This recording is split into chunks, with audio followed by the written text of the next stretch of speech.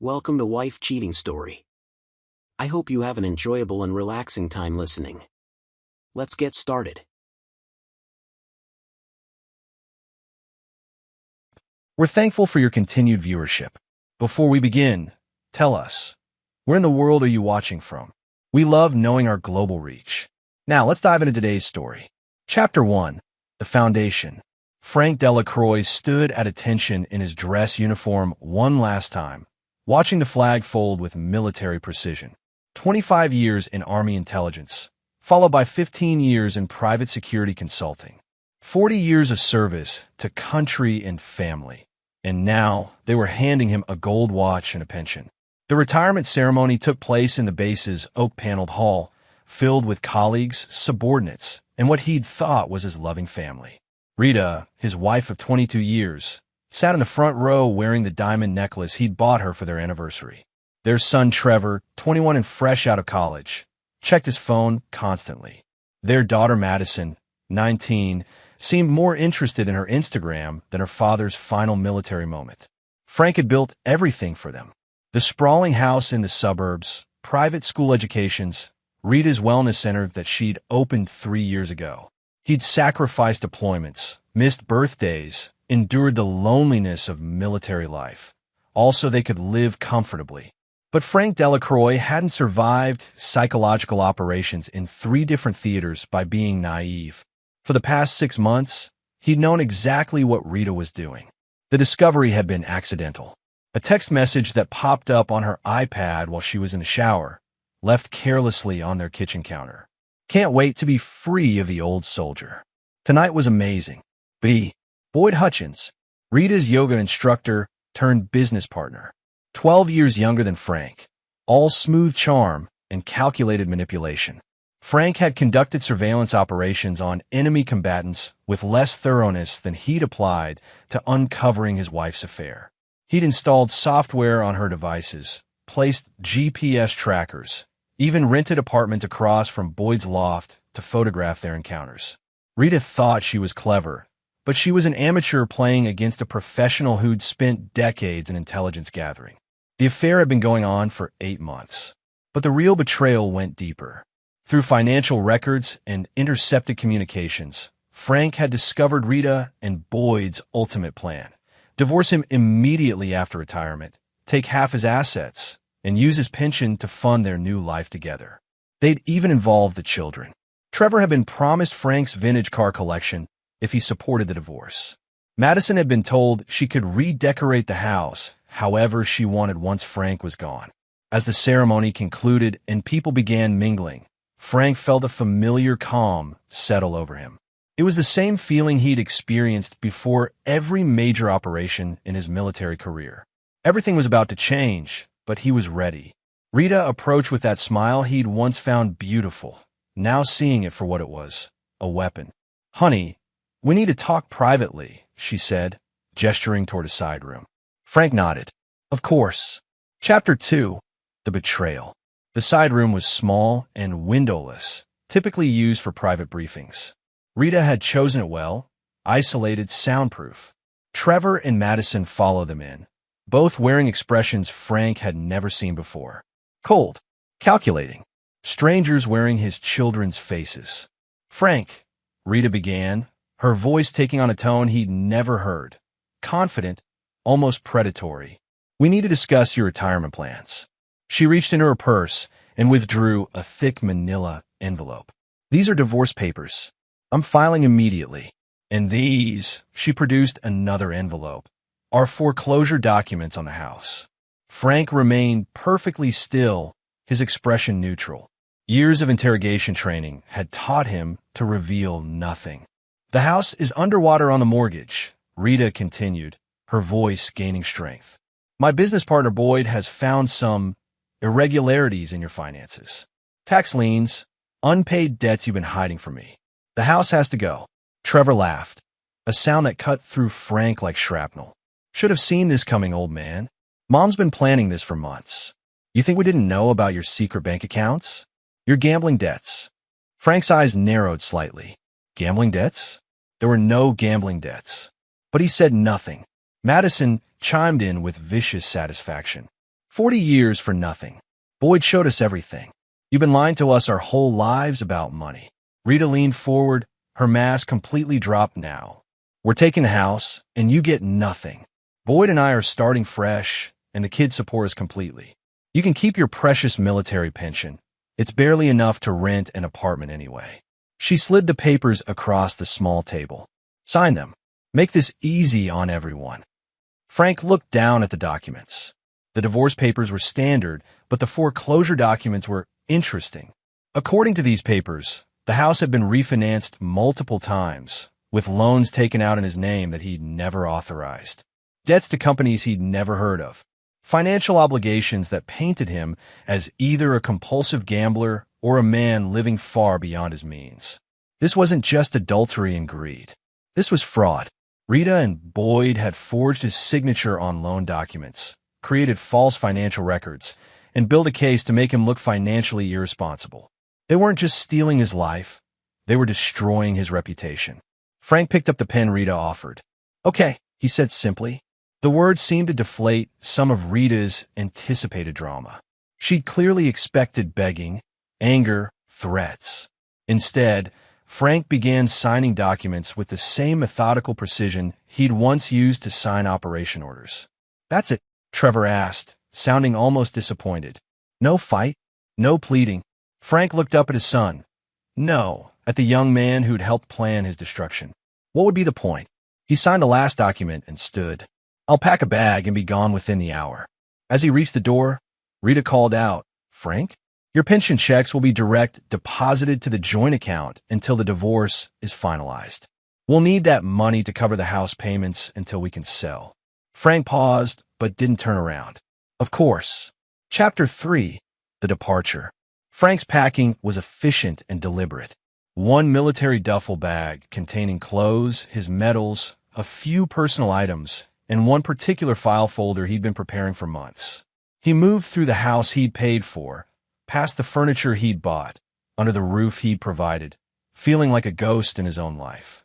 Rita and Boyd were in the kitchen, sharing a bottle of champagne and speaking in hushed, excited tones about their plans.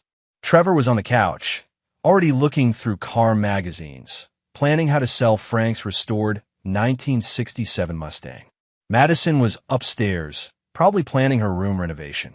None of them looked up as Frank walked out the front door for the last time. He drove to a hotel across town, checked in under a false name he'd established months ago, and opened his laptop. The real Frank Delacroix, the one who'd spent 25 years in psychological operations, was finally going to work. Rita thought she'd discovered his secret finances. In reality, she'd found exactly what he'd wanted her to find. Fake accounts, fabricated debts, false records he'd created specifically to support her narrative. She thought she was playing him, but she'd been playing into his hand from the moment she'd decided to betray him. Frank opened his encrypted files and began making phone calls. The first was to his lawyer, not the family attorney Rita knew about, but a specialist in criminal defense who'd been briefed on Frank's situation months ago. The second call was to a private investigator who'd been documenting every illegal transaction Rita and Boyd had made using Frank's forged signature. The third call was to a former military colleague who now worked in federal banking investigation. By the time Frank closed his laptop 2 hours later, several investigations were about to begin. Rita and Boyd had committed multiple federal crimes: identity theft, bank fraud, mortgage fraud, and forgery. They'd used Frank's military credentials to secure loans, forged his signature on documents, and created a paper trail that would destroy them both. But that was just the beginning. Frank's real plan was far more sophisticated than simple criminal prosecution. He'd spent 6 months creating a web of financial instruments, shell companies, and legal structures that would systematically dismantle everything Rita and Boyd thought they'd stolen. The house they believed they were taking?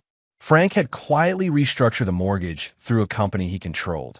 They'd be making payments to him, unknowingly, while he collected evidence of their fraud. Boyd's assets? Frank had invested in the companies Boyd owed money to, gaining enough influence to call in debts at the worst possible moment. Rita's wellness center? Frank had discovered Boyd had been embezzling from it to fund their affair. When that information became public, along with evidence of the forged loans. Both their personal and professional reputations would be destroyed. But Frank wasn't finished. He'd learned that Boyd had done this before, seduced wealthy women, manipulated them into financial fraud, then disappeared when the heat got too intense. There were 3 other victims in different states, women who'd lost their homes and savings to Boyd's schemes. Frank had contacted them all. They were very interested in testifying against Boyd and Rita as co-conspirators. As Frank lay on the hotel bed that night, he thought about the phone calls that would start coming soon. Rita would realize she'd walked into a trap. Boyd would discover his carefully constructed new identity was crumbling. Trevor and Madison would learn that their inheritance was funded by crimes they'd helped enable. But Frank Delacroix had learned something in 40 years of service. Patience was the most devastating weapon of all. Chapter 4. The First Tremor. 1 week after Frank's departure, the first cracks began to show. Rita stood in the kitchen of her newly acquired home, staring at a certified letter from Morrison & Associates, a law firm she'd never heard of. The letter was addressed to Frank, but since he'd signed power of attorney over to her, another document she believed she'd cleverly manipulated him into signing, she opened it. Dear Mr. Delacroix, our client, Pinnacle Financial Services, has requested immediate payment of the outstanding balance on account hashtag 4471-89X. Per the terms of your agreement dated March 15th, failure to maintain required payments triggers a full acceleration clause. The entire principal amount of $347,000 is now due within 30 days. Rita's hands shook. $347,000? She'd never heard of Pinnacle Financial Services, and March 15th was during the time she thought Frank was falling for her tricks. She called Boyd immediately. We have a problem. Boyd arrived within an hour, his usual confident swagger replaced by nervous energy. What kind of problem? Rita showed him the letter. Boyd's face went pale as he read. This doesn't make sense, he said. We traced all of Frank's accounts. There was no loan this big. Unless he was hiding more than we thought, Rita said, her voice rising. Maybe the gambling debts were real. Maybe. Her phone rang. The caller ID showed the number for Sunrise Bank, where they'd applied for the mortgage transfer on the house. Mrs. Delacroix, this is Janet Harrison from Sunrise Bank. We need to discuss some irregularities in your mortgage application. Rita's stomach dropped. What kind of irregularities? The documentation you provided appears to have been altered. We're going to need to verify all signatures with your husband present. Can you have him come in this week? Rita hung up and immediately dialed Frank's number. It went straight to voicemail. Meanwhile, across town, Trevor was experiencing his own crisis. He'd gone to the DMV to transfer ownership of Frank's Mustang, only to discover the car was registered to a company called Delacroix Holdings, not to Frank personally. The clerk informed him that he'd need corporate authorization to transfer the title. But it's my father's car, Trevor protested. According to our records, sir, this vehicle is corporate property. You'll need to contact the company's legal department. Trevor called the number provided, reaching an automated system that eventually connected him to a law office. The attorney who answered was polite but firm. I'm sorry, but Mr. Delacroix specifically instructed us that no family members are authorized to access corporate assets without his written permission. Where is my father? Trevor demanded. I'm not authorized to provide that information. Madison was facing her own problems. She'd attempted to use one of Frank's credit cards to buy new furniture, only to discover the account had been frozen. When she called the credit card company, they informed her that the account holder had reported potential fraud and requested a security hold on all transactions. By evening, the 3 conspirators were gathered in Rita's kitchen, each bringing their own piece of bad news. It's like he knew, Rita said, pacing. Like he planned this. Boyd shook his head. That's impossible. Frank's a simple soldier. He doesn't have the sophistication to set up something this complex. Then explain this. Rita slammed down another letter that had arrived that afternoon. It was from the IRS, requesting documentation for unreported income in Boyd's name. Income that appeared to be connected to Rita's business. Boyd stared at the letter.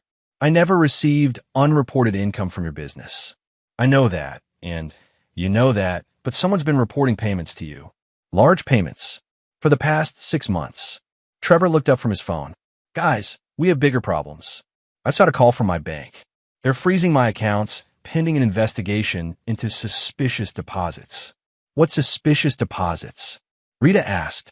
Apparently, someone's been depositing money into my account from offshore companies. Money I never received. But the paper trail says I did. The room fell silent as the implications sank in. Frank hadn't just discovered their plan. He'd been building a counterplan. Every move they'd made, every document they'd forged, every lie they'd told, had been anticipated. Rita's phone buzzed with a text message from an unknown number. Check your email. She opened her laptop and found a message with no text, just a video attachment. When she clicked play, she saw herself and Boyd in his apartment, discussing their plans to frame Frank for gambling debts. The timestamp showed it was from 3 months ago. Another message arrived. This is just the beginning. Boyd stood up abruptly. I'm leaving town. Tonight. You can't leave, Rita said desperately. We're in this together. No, Boyd said, backing toward the door. You're in this. I was never married to him. I can disappear. But as Boyd reached for the door handle, his phone rang. The caller ID showed his mother's number from Arizona. Boyd, honey, are you in some kind of trouble? 2 men in suits came by asking about you. They said they were federal agents. Boyd's face went white. He looked at Rita, then at Trevor and Madison. He's not just coming for us, Boyd whispered. He's destroying everything we ever touched. Chapter 5. The Tightening Noose. Frank sat in his hotel room, monitoring multiple computer screens showing bank accounts, legal documents, and surveillance footage. 3 weeks had passed since he'd signed the papers, and his trap was working perfectly. Rita had made 7 desperate calls to his phone, each more frantic than the last. Boyd had attempted to flee the state, only to be stopped at the airport by federal agents investigating the fraudulent loans. Trevor and Madison had both received visits from the FBI's Financial Crimes Division. But Frank's plan was far more intricate than they'd yet discovered. He'd spent 6 months creating a complex web of shell companies, all legally registered, all designed to ensnare Rita and Boyd in their own greed. Every forged signature they'd used, every false document they created, had been traced back to specific criminal acts that carried federal penalties. His phone rang. The caller ID showed a number he'd been expecting. Mr. Delacroix? This is Detective Sarah Chun with the city police. We have Rita Delacroix in custody. She's asking to speak with you. Frank smiled for the first time in weeks. What are the charges? Multiple counts of forgery, identity theft, and bank fraud. But we think there's more. She claims you set her up, but the evidence suggests she and her co-conspirator Boyd Hutchins orchestrated an elaborate fraud scheme using your identity. I'll be right there. The police station was familiar territory for Frank. He'd consulted with law enforcement agencies throughout his career, helping them understand criminal psychology and interrogation techniques. Now those skills were serving him personally. Rita sat in the interrogation room, looking haggard and desperate. When Frank entered with his attorney, her eyes blazed with fury. You bastard, she hissed. You planned this whole thing. Frank sat down calmly across from her. I signed the papers you gave me. I left quietly. What happens after that is simply the natural consequence of your choices. The loans you took out in my name, the shell companies, the fake accounts, you created all of that to frame me. Frank's attorney leaned forward. My client has never taken out unauthorized loans or created false accounts. The evidence shows that you and Mr. Hutchins forged his signature on multiple financial instruments. The companies you borrowed from are all legitimate businesses with proper legal standing. But the timing, Rita started. The timing of what? Frank asked. The timing of you deciding to commit fraud? The timing of you choosing to forge my signature? The timing of you planning to steal my assets through false documentation? Rita's face crumpled. Where are my children? What have you done to Trevor and Madison? They're adults, Frank said. They made their own choices. Trevor accepted money from offshore accounts to support your fraud. Madison helped create false financial records. They're facing their own legal consequences. They're your children. Frank's expression didn't change. No, my children wouldn't have betrayed me. My children wouldn't have helped you destroy me. The people calling themselves Trevor and Madison are strangers who happen to share my DNA. Rita began to cry, but Frank felt nothing. He'd buried his emotions for her months ago, when he'd first discovered her betrayal. "Frank, please," she whispered. "I made a mistake. I was scared about money, about the future. Boyd convinced me." "Stop." Frank's voice cut through her pleading. "You made a choice. You chose to betray me. You chose to involve our children in your betrayal. You chose to commit crimes using my identity. Every consequence you're facing is the direct result of those choices." He stood to leave, but Rita grabbed his arm. "What happens now?" Frank looked down at her hand on his arm, and she quickly released it. "Now you face federal charges for bank fraud, identity theft, and conspiracy. Boyd faces similar charges, plus charges in 3 other states for similar schemes he's run before. Trevor and Madison will likely face reduced charges if they cooperate with investigators." Rita's face went pale. "Other states? Did you really think you were Boyd's first victim? He's been running this same scheme for years, seducing wealthy women, manipulating them into financial fraud, then disappearing when things got complicated. You were just the latest mark." Frank turned to leave, then paused. "Oh, and Rita, the house you thought you were taking? The mortgage payments you've been making for the past 3 weeks? They've been going to one of my companies. Thank you for keeping up with the payments." As Frank left the police station, he felt the same calm satisfaction he'd experienced after successful military operations. Phase 1 was complete. Rita and Boyd were facing serious federal charges. Trevor and Madison were learning that actions have consequences. But Frank wasn't finished. There were still debts to be paid, and Frank Delacroix always collected what was owed to him. Chapter 6: The Reckoning Begins. The federal courthouse was a monument to justice, its marble columns and brass fixtures gleaming under the morning sun. Frank sat in the gallery, watching as Rita and Boyd were led in wearing orange jumpsuits, their hands shackled. 6 months had passed since his retirement ceremony. Rita had been denied bail after prosecutors argued she was a flight risk. Boyd had attempted to flee twice, once making it as far as Mexico before being extradited back. Trevor and Madison sat in the front row with their court-appointed attorneys, both having agreed to testify against their mother and Boyd in exchange for reduced sentences. They looked older, broken by the weight of their choices. Frank's attorney, Marcus Thornfield, leaned over and whispered, "The prosecutor says Rita wants to make a deal. She's willing to plead guilty to all charges if you'll speak on her behalf at sentencing." Frank's expression remained neutral. "No. She's claiming the affair was just a mistake, that Boyd manipulated her into the financial fraud. Irrelevant. Frank, she's looking at 15 to 20 years in federal prison. Boyd's looking at even more." Frank turned to look at his attorney. "Marcus, I spent 25 years defending this country from people who betrayed it. I've never shown mercy to traitors, and I'm not starting now." The prosecutor, a sharp-eyed woman named Jennifer Walsh, called her first witness, Frank himself. As Frank took the stand, he looked directly at Rita. She mouthed the word, "please," but he might as well have been looking at a stranger. "Mr. Delacroix," Prosecutor Walsh began, "can you tell the court about your relationship with the defendants?" "Rita Delacroix was my wife for 22 years. Boyd Hutchins was her business partner and, as I later discovered, her lover. Trevor and Madison Delacroix are my biological children." "Can you describe how you discovered the fraud scheme?" Frank's testimony was methodical and devastating. He detailed how he'd uncovered the affair, the forged documents, the false financial records. He explained how Rita and Boyd had used his military credentials to secure loans, forged his signature on multiple documents, and involved his children in their conspiracy. "The defendants believed they were manipulating me," Frank said. "In reality, they were revealing their true character. I simply documented their crimes and allowed the legal system to take its course." Rita's attorney, a nervous young man clearly out of his depth, tried to cross-examine Frank. "Mr. Delacroix, isn't it true that you orchestrated this entire scenario to frame my client?" Frank's stare could have frozen fire. "Your client forged my signature on loan documents. Your client created false financial records. Your client committed identity theft. These are crimes she chose to commit. I simply ensured there was evidence of her choices. But you set up the shell companies. I set up legitimate businesses through proper legal channels.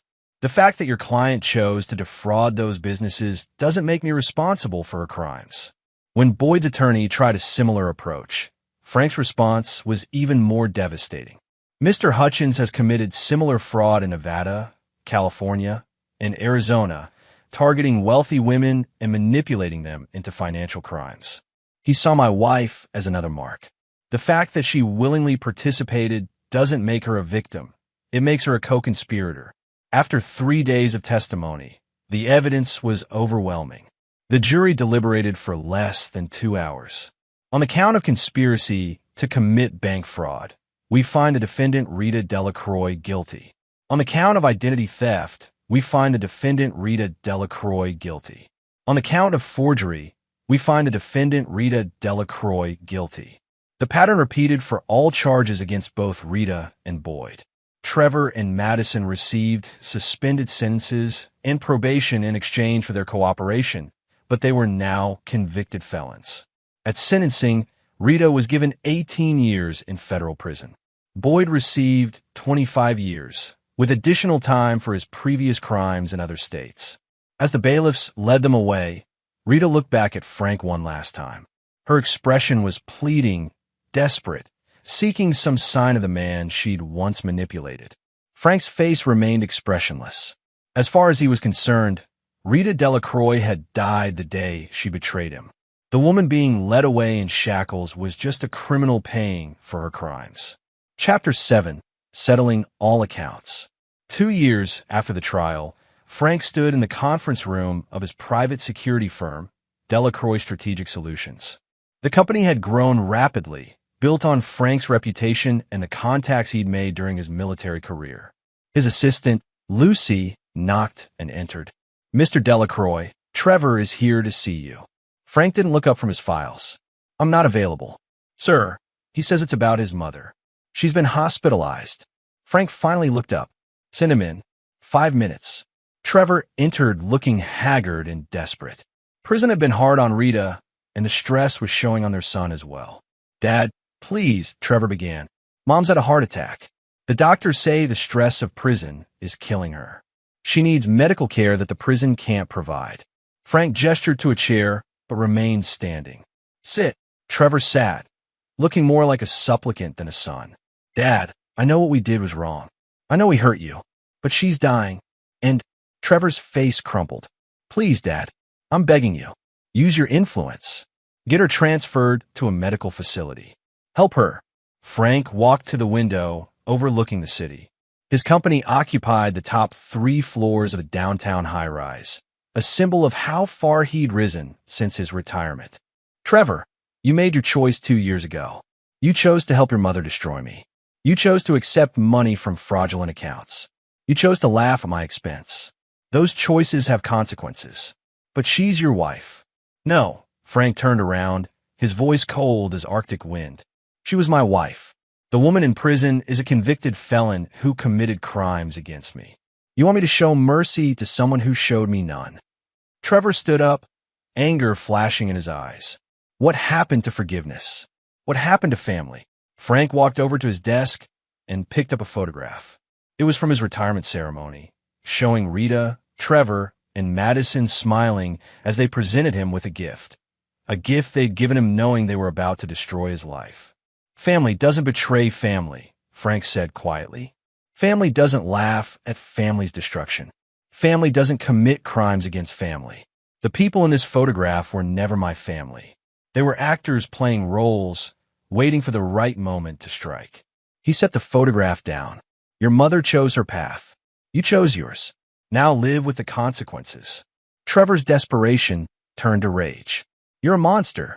She loved you." Frank's expression didn't change. "She loved my money. She loved my status. She loved the life I provided. She never loved me. If she had, she wouldn't have betrayed me." "Fine," Trevor said, standing.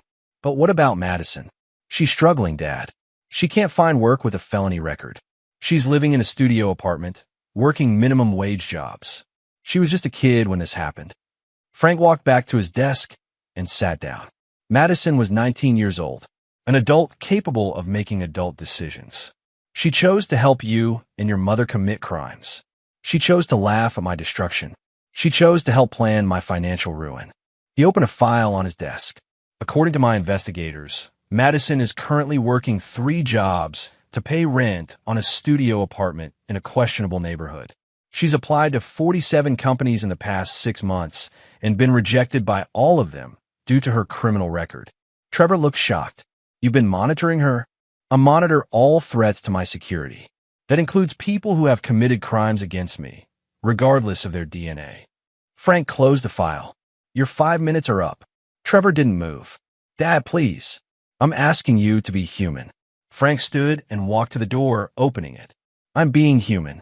I'm being the kind of human who doesn't forgive betrayal. I'm being the kind of human who holds traitors accountable for their actions. I'm being the kind of human who learned that mercy is weakness when dealing with people who would destroy you. As Trevor walked to the door, Frank spoke one final time. Trevor, you want forgiveness? You want mercy? You should have thought about that before you chose to betray me. Actions have consequences. You're living with yours now. After Trevor left, Frank returned to his desk. He'd built a new life from the ashes of his old one, and it was better than anything he'd had before. His company was thriving. His reputation was sterling. He was wealthy, powerful, and free from the people who'd tried to destroy him. Rita was dying in prison. Boyd was serving his sentence in maximum security. Trevor and Madison were struggling with the consequences of their choices. Frank felt no satisfaction in their suffering, but he felt no sympathy either. They made their choices. Now they were living with the results. Chapter 8. The Last Visit. The federal prison was a fortress of concrete and steel, surrounded by razor wire and guard towers.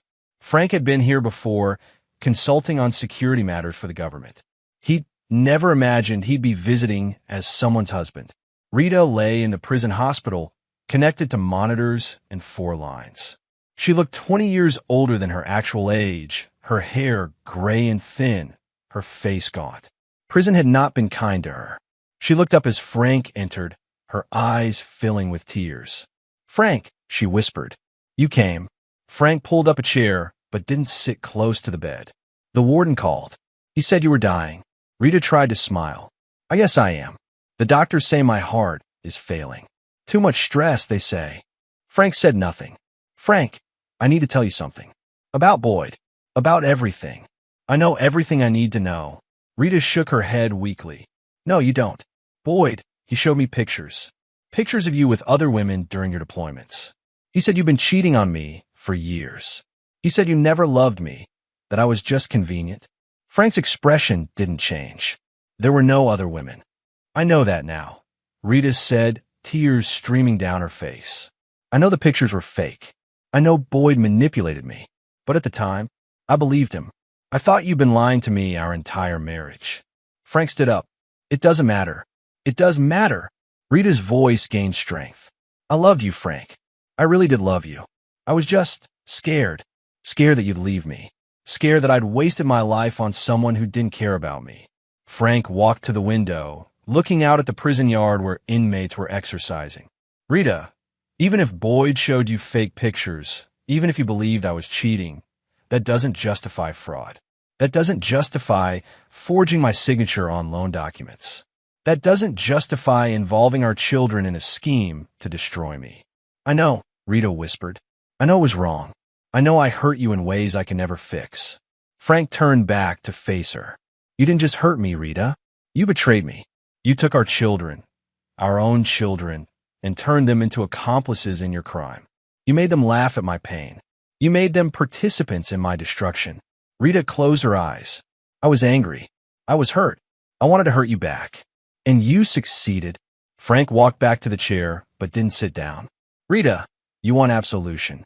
You want me to forgive you, so you can die in peace. But I'm not a priest, and this isn't a confessional. You made choices. Those choices destroyed our family, destroyed our children's futures, and nearly destroyed me. Frank, please. You want to know what hurts the most? Frank's voice was quiet but sharp as a blade. It's not the affair. It's not even the fraud. It's that you made our children into monsters. Trevor and Madison were good kids before you poisoned them against me. You turned them into criminals. You destroyed their lives along with yours. Rita was sobbing now. I'm sorry. I'm so sorry. Frank stood by her bedside, looking down at the woman who'd shared his life for 22 years, the woman who'd given him 2 children, the woman who'd betrayed him more completely than any enemy he'd ever faced. Rita, I'm not here to forgive you. I'm not here to offer comfort. I'm here to tell you something important. She looked up at him hopefully. Your choices have consequences. Trevor is working night shifts in a warehouse, struggling to pay rent. Madison is cleaning offices at night because no one will hire a convicted felon during the day. They're both broken people, struggling with addiction and depression. Rita's face went pale. Addiction. Trevor's been arrested twice for possession. Madison's been in rehab 3 times. Your choices didn't just destroy you, they destroyed them too. Frank turned to leave. Frank, wait, Rita called out desperately. What about Mercy? What about the man I married? The man who believed in second chances? Frank paused at the door. That man died the day his wife and children served him divorce papers at his retirement ceremony. The man you're talking to now is someone different, someone harder, someone who learned that mercy is a luxury he can't afford. He opened the door, then looked back one final time. Goodbye, Rita. As Frank walked down the prison corridor, he heard her calling his name, but he didn't turn back. He'd said what he came to say. There was nothing left between them now but the consequences of her choices. Chapter 9. The Final Victory. Frank stood in his office 5 years after his retirement ceremony, looking out at the city sprawling below him. Delacroix Strategic Solutions now occupied an entire building, employing over 200 people and generating tens of millions in revenue annually. His assistant knocked and entered. Mr. Delacroix, there's been a development. Frank turned from the window. What kind of development? Rita Delacroix died last night. Heart failure. The prison warden called this morning. Frank nodded once. Thank you for letting me know. His assistant hesitated. Sir, there's more. Boyd Hutchins was found dead in his cell this morning. Apparent suicide.